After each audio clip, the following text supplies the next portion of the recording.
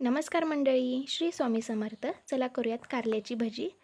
कारले सहजपणे कुणाला आवडत नाही, पण अशा पद्धतीने करा, नक्की सगळ्यांना आवडतील.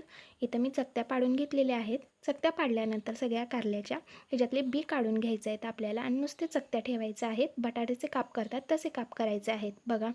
आणि मीठ टाकून ह्याला चोळून घ्यायचं आहे आणि 5 मिनटं रेस्ट करायला ठेवायचं आहे.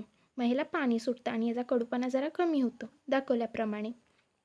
आता ह्याला 5 मिनटं झाल्यानंतर स्वच्छ पाण्याने ह्याला धुवून घ्यायचं आहे. तुम्ही दाखवल्याप्रमाणे बघा, मी दाखवले त्याचप्रमाणे ह्याला 2-3 वेळा धुवून घ्या.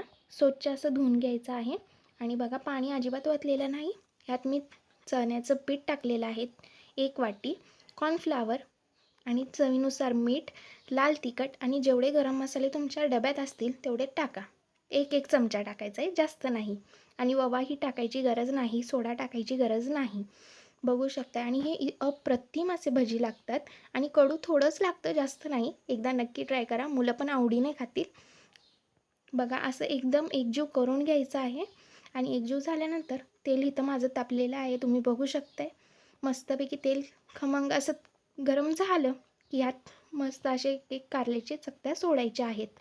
आणि हे चिटकलेले असतात आणि नंतर सहजपणे जेव्हा भाजून झालं की ते आपोआप तेलातनं सुटतात. मस्त ना.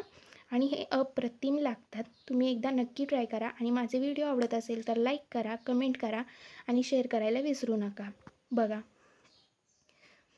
आता मी दाखवले त्याप्रमाणे इथं वरनं असं तेल सोडायचं आहे. वरनं असं तेल सोडलं की काय होतं, मस्त असं वरनं पण भाजले जातात व्यवस्थित असे. मस्त ना. आत्ताच सुगंध असा मस्त येतो की नाही काय सांगू. बघा, मस्त असे भाजलेले आहेत. आता ह्याला काढून घ्यायचं आहे आणि दुसऱ्यांदा मी टाकत आहे. आणि ते पण असे खरपूस भाजलेले आहेत आणि आपली कारल्याची भजी तयार आहे. अप्रतिम लागत आहेत. तुम्ही नक्कीच ट्राय करा आणि सगळ्यांना आवडतील घरात.